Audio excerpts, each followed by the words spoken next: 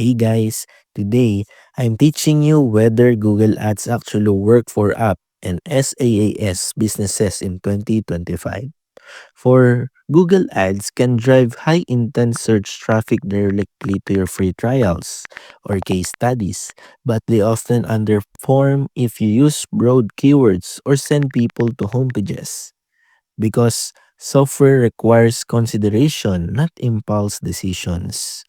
Benchmarks show Google still owns over 79% of desktop and 95% of mobile searches.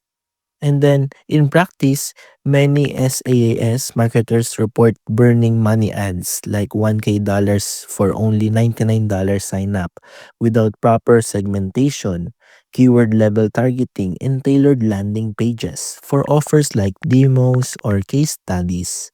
Top strategies in 2025 include using high intent and persona based campaigns, branded terms, segmented performance max campaigns, and carefully imported offline conversions and CRM data to optimize for lifetime value.